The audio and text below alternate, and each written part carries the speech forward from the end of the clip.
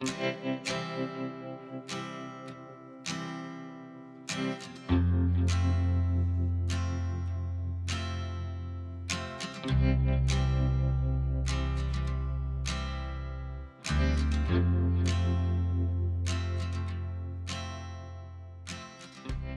everyone, welcome back to my channel. It's Paula here. Happy Valentine's Day. I am so excited. I'm one of those people that really like Valentine's Day. There's just something so cute about it, just having one day to celebrate everyone that you love, not only like your romantic partner. I also like to say something to my friends. And this year, well, I feel like every year my Valentine's Day looks different because I'm in a long distance relationship, so we don't always get to be in the same place together for Valentine's Day. Last year we were, which was I think the first time we actually celebrated Valentine's Day together. As of right now, as of like today, this year, I am spending Valentine's Day alone, I guess you could say. Not really. I'm kind of just spending it on my own, doing my own thing, and then having a little long distance day with my boyfriend. And I thought that since my plans today are romantic slash still bookish, I thought I could do a little vlog, a little spend Valentine's Day with me. It is the evening now though, because I have work in the morning. I am a working girly. But yeah, I finished work and I came home. And my plans so far is we're gonna go to a cute coffee place that I really like. It has like homemade ceramic and their coffee is so good. And I'm gonna bring my romantic book with me, which is First Time Color by B.K. Borson. I actually have it on my Kindle. It is one of my most anticipated reads, and it's a book that I'm getting a special edition of because I really like B.K. Borson writing style. I say I really like B.K. Borson. I've only read one of her books, which is Love Like Farms, and I really like that one. And the reason why I haven't read more of her is because I'm planning on reading every book in that quarter in their season. So once March arrives and it's officially spring, I'll read the next book in that series. But I really like Love Like Farm. And I've heard such good things about First Time Color, and it's giving Sleepless in Seattle, which I haven't seen, but the concept sounds so cute. Yeah, so I thought I would bring that book with me on my little date. Unfortunately, I'm like 80% through with that book because I couldn't stop myself when I started it yesterday. But I can tell you a little bit more about it when I'm about to leave and go read at the cafe. As of right now, because I have so little left of that book, I want to read the rest of it in the cafe because it's going to take me like 1 hour tops, and I think it's gonna be a vibe. A really nice romantic slash chill vibe. So the cafe will actually be open in a few hours. So since I cannot go there right now, I thought I would do a little bit of reading another book that I'm currently reading that I am so behind. I can't believe how behind I am at. I feel like I haven't read in 4 days, and that's like 200 pages that I'm already behind. Is wild. But for February, I gave myself the goal of starting and finishing The Brothers Karamazov by Fyodor Dostoevsky, and I am loving it. Like, I really am so excited to keep reading it. But this past few days, I was just feeling sick, like having migraines, and it was just overall not a good time. So I could not pick this up at all. And now I am so behind. I even had like a little chapter counter so I can see how much I had to read for the day, and I am like this behind. Let me see. This is 200 pages. I am exactly 200 pages behind. And I'm trying to catch up during this weekend, so we'll see if that happens. But I definitely want to get on with this before I go to the cafe. So yeah, come with me throughout this Valentine's Day evening slash bookish date with me, I guess. So yeah, if you don't have anyone to celebrate Valentine's Day with, I'm here. You can celebrate it with me. Let's get to reading this, and I'll talk to you in a bit.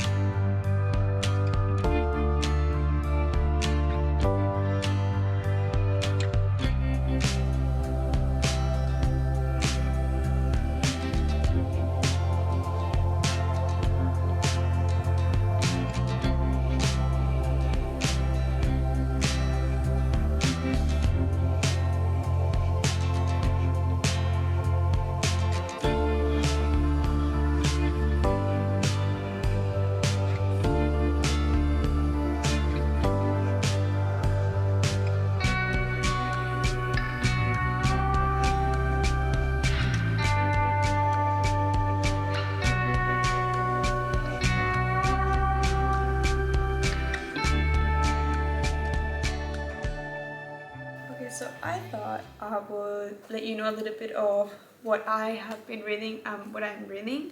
I am leaving for the cafe soon, probably in like 15 minutes, so I thought it would be a great moment to catch up and tell you about my books. So the one that you've seen me read so far is The Brothers Karamazov. I'm currently in page 429. I'm supposed to be at 591, so I have like 160-ish pages to read to catch up with my daily goal. My goal has been to read 4 chapters every day, and 4 chapters is quite achievable. I feel like it's roughly 50 pages, give or take, depending on how long the chapter is, but around there usually. And it's not that I got sick, but I got really bad migraines the last, I don't know, like 3 or 4 days, so that's why I am so behind. But it's fine, it's alright. I'm not the only one that's behind with this book, so we're good. But yeah, I thought I would talk a little bit about what this book is about and how I'm finding it and how I'm liking it. So this book, in very rough strokes, is kind of a detective novel where the father of a family gets murdered and there is a whole trial, and the main suspects are his sons, which are 3, and then kind of an illegitimate son slash servant situation. The thing is, we're like 400 pages in, right? We still have not gotten to this trial. Like, the murder hasn't even happened. Basically, this is all kind of the beginning of the, I would say, the argument that leads to the murder. I feel like that's a good way to put it. We have just been getting to know the characters. So we obviously have Fyodor, which is the father of these sons and the one that will eventually get murdered. And he is not a great person in, you know, a very general way. He's a drunk, he doesn't really care about his sons like at all really, and he just has like a party lifestyle. That's kind of what's going with him. And then he has 3 sons from 2 different wives. So one of them, the oldest one, is Dmitri, and he is son of his first wife. He is very much like his father, kind of like that party animal, gets drunk, gets into like messes, it's like losing all of his money. And he does not get along with his father like at all, mostly because of money issues. And then eventually because of this entanglement with the same woman, which is Grushenka. Also, just so you know, I am definitely, like you can tell, I am not Russian. I don't know if I'm saying these names correctly. I'm definitely saying them the Spanish way. Please, if anyone wants to correct me, you're free to do so, but I'm trying my best here. Yeah. Now, the second and third son, they're from the same wife, and they're called Ivan and Alexei. Alyosha is really like the nickname. So Ivan is very much the middle child. He kind of gets along with his brothers. Like, they have not known each other much until they are now in like their 20s. So they're getting to know each other, kind of. He is very much an atheist and like the educated one. And then Alyosha, he is the sweetest one. Fyodor Dostoevsky, he describes him as like our main hero, like the hero of this novel. And he definitely has that like sweetness, that like naivete, I would even say, that innocence in him.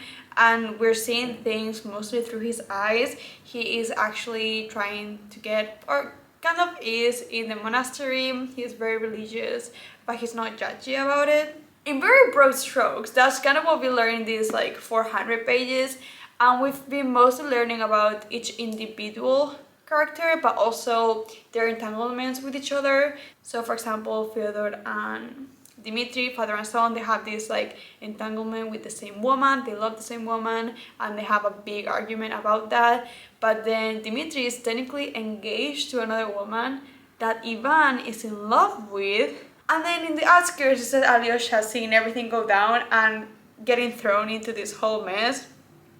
So yeah, we're still there. The murder hasn't happened, but I feel like it's coming. It's definitely been very ominous about that. I genuinely feel like within the next chapters, the murder's gonna happen. That's kind of what this book is about. And now, my opinions and my thoughts. I am really, really liking it. I'm a Dostoevsky girly. I feel like I read White Nights by him and I loved it. And I have other books of him and I just really like the way that he writes. It just scratches my brain in a way. I especially love that his dialogues move forward the plot so much. I really, really like those parts. And then something that I like about this book specifically is all of the commentary on religion and the discussions on religion, because I am personally not a very religious person and I have a lot of issues with institutionalized religion specifically. So, you know, reading these like arguments for it, it's very interesting for me. I don't agree with it, like for the most part I don't agree with any of it, but it is a lot to think about and probably to research. I think there's a couple of things mentioned here that I would like to research. I even have like little tabs to specify I want to look into this because this seems interesting, and a lot of concepts that I understand where they come from and I kind of have issues with. I feel like most of my annotations in this book are like, okay, I can see this, but also there's so many problems with this. So yeah, again, problems with the institution of religion, not with religion itself. I feel like it's important to, you know, have that distinction. But yeah, that is The Brothers Karamazov by Fyodor Dostoevsky. And then completely different, I am reading on my Kindle First Time Caller by B.K. Borison, and I started it yesterday because I was preparing for today. I was like, okay, I want to read this book for Valentine's Day, but I know I cannot finish it in one day, so I started on the 13th and then finish it on the 14th, having a nice date with myself.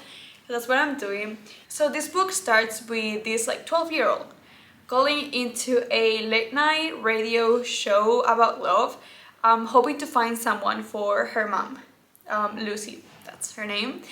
And that conversation between Lucy and the host of the show, Aiden, goes completely viral. Everyone just loves how real and vulnerable and how right Lucy is during that section of the show, and people love it. It goes viral, like millions of people listen to it. So she gets invited in the show and they do this kind of section of the program where it's like Lucy's Road to Love, where the show is supposed to help her find that person for her, like her perfect match, the person that, you know, feels like magic to her. So it's about that, and then eventually sparks fly between Lucy and Aiden, who is the host of the show. And I'm like 80% through and I'm loving it so much. It is so cute. I like Lucy's character a lot. She's very practical. I feel like she's realistic. She knows what she wants. She's not gonna settle just for anything, just to have that partner. She wants someone to be with, but it's not necessarily like a ticking point for her. It's not like something that she needs to have. It's just something that she would like. And she's just so sweet and so honest with what she wants, and I really appreciate that, because one of the things that I like the least in romance books is just characters not being honest and direct. Like miscommunication is just a whole thing. Sometimes I can get on with it, but for the most part not. And I feel like our main character is so honest about what she wants and what she likes. And then Aiden, on the other hand, I feel like Aiden is towards the part that I don't like as much. Like those characters that don't want to be honest, like just keep everything by themselves. And even though they're not my favorite, I feel like that dynamic in this book works so well and it's so cute. It's like this man that keeps everything to himself and doesn't think he believes in love, but then does things that are so romantic, and you're like in his POV and you can see that he's in love, but he won't say anything because he doesn't really think that it's love. It's so cute. The book is just so cute. And then the added element of the child, which I don't necessarily like children in books, but this one is like 12 years old. She's a preteen. She's funny and she pushes her mom for like, you know, having all these adventures. And I really like the family dynamic that she has. Like her ex is in a romantic relationship with his partner, which is a man, and they co-parent and they're like best friends. They call each other like platonic soulmates, and I think that is so important, and I love that dynamic so much, especially since I read Deep End like not long ago, and I hated how much a third person was involved in a relationship, in the main relationship in the book. So knowing that that's not happening here, that it's quite separated but at the same time such supportive system, I love it so much. So yeah, can you tell I'm really enjoying this book? I feel like it's so obvious. Yeah, I'm really liking it. So those are the 2 books that I'm reading. I think I'm on a good spot now time-wise to go to the cafe because it opens in like 10 minutes and it takes me like 20 minutes to walk there. So I'll probably put my headphones on, put some nice music and walk. I feel like fresh air is always nice. We're gonna go have a nice date at a cafe with First Time Color by Vicky Paulson. Let's go then.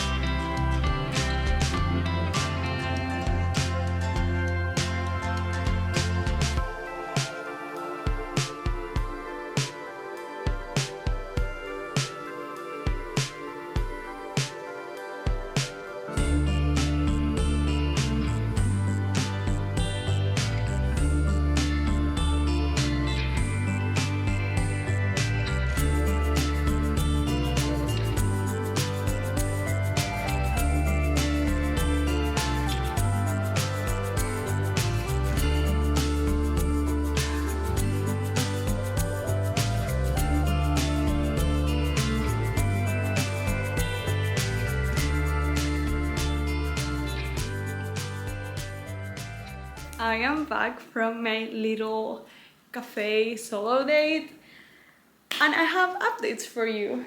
Where I left you off, I was at 80% of First Time Color by Vicky Paulson and I finished it and it was so cute.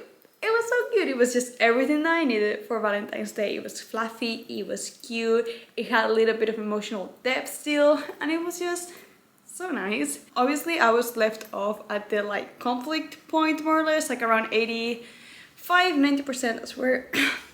That's where romances usually have their conflicts. And honestly, I feel like the conflict was quite understandable. It didn't come out of left field or anything, and it was not like a proper like third act breakup. So I really enjoyed it. It was very cute. I really liked our 2 main characters. One thing that I have to say, and I feel like it's not towards this book specifically, it just, this book specifically was like closer to home. But I feel like, especially coming from someone that has lost her mom from cancer, I feel like I've talked about this a lot. It's been ongoing in my channel since I started it. It's been like over a year since my mom passed. And I feel like, and it's wild that it mostly happens on romance books, or like contemporary romance books. I feel like the death of a parent through cancer, or like a parent having cancer, it's such a like staple tragic backstory for main characters. It's wild. I know it happens to a lot of people. I know I'm not the only one in this, like I am very aware of that. It just feels wild that whenever they're like, I need a reason for this person to like not want to be loved because it hurts, and then they make like the parent have cancer and die.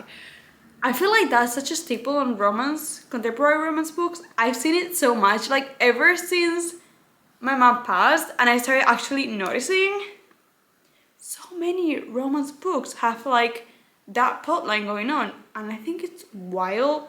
And I'd say this in this book because one of the main points, like one of the main conflicts, I guess you can say, in this book is that Aiden, the main character, her mom went through cancer 3 times. And they're at the point where she survived, she's recovering from her 3rd time having cancer. And it goes through like this timeline was like, it started when he was a child and now he's like late 20s and you know, that's the point they're at. And it felt very specific to me because although for me it happened earlier, in this case my mom passed away after her third time having cancer. At that third time it just spread somewhere else. She was not gonna recover. But I've spent my whole life knowing that my mom has cancer, like ever since I was like probably 3 or 4, that my mom had cancer, that it was likely that happened again, and it happened twice more after that. So I understand that, and I understand like Aiden's feelings on this, but at the same time I'm just shocked it's such a recurrent tragic story for romance books, like main characters. That was a sideline. Anyway, this book was lovely. It was so good. 5 stars. Loved it so much. I would 100% reread it, and I'm so happy that it's part of the Afterlight subscription. I have an Illumicrate Afterlight. Honestly, I feel like right now I have the 4 Illumicrate subscriptions. The fantasy one, the romance one, the horror one, and then the new sci-fi one. Don't worry, I am not spending that much money monthly. I usually just pick one out of the 4 that I want to go with, and or neither, or just none of them. But this month, February, the Afterlight pick was First Time Color by Vicky Burson. I'm so excited that I got that one, and that it's gonna be coming probably in the next like couple of weeks usually. I'm so excited to see how it looks like, because I think it has the potential of looking so beautiful. That was my little date. Wait, I feel like I should talk a little bit about the cafe place, because it was so cute. The coffee shop, it's called La Picnicteria, and it's kind of like a wordplay with like a picnic, and everything there looks like a very cute picnic in nature, and all of the mugs that they use are handmade, so it was very cute. I got this cappuccino with cinnamon and with like the rim covered in lemon, which might seem kind of wild, but the sweetness and the sour of the lemon, it's so good. And then I got a cheesecake, that like, you know, a homemade cheesecake, and it was so good. And yeah, honestly, the vibes there were just immaculate. I loved it so much. I had so much fun just by myself reading my silly little romance book. Have I mentioned it? I think I mentioned it. But I have a long distance date with my boyfriend. We are gonna order Chinese food, and we're both gonna watch the same show. Like, we're gonna FaceTime and watch the same show, like movie together. So it's kind of like a date night. So it's kind of like a movie date night thing, even though we're not in the same place.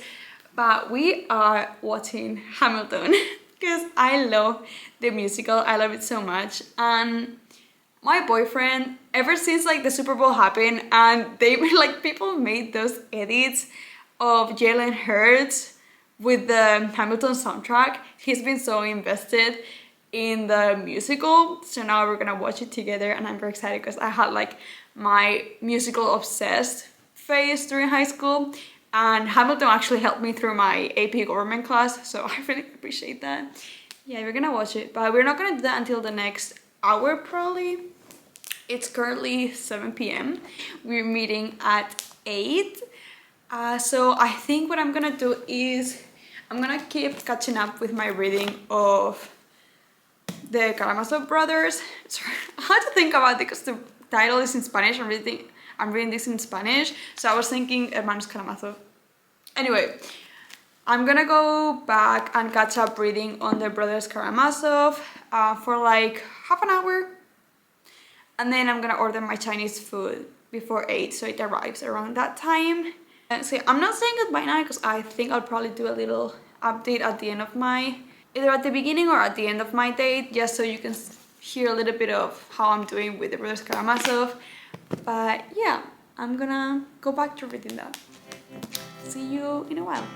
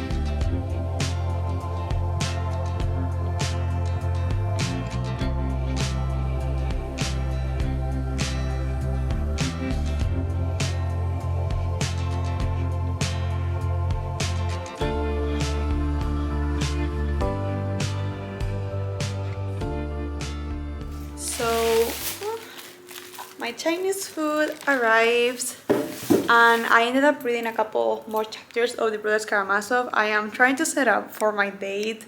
I think I might light up a couple candles just to like set the mood, and I need to remember my Disney Plus account password because I have no clue what it was. But yeah, ready for a nice date. I'm also wearing like a nice top but also my pajama pants because we're trying to be comfortable here. But yeah, let's see if I can manage to make all of these work.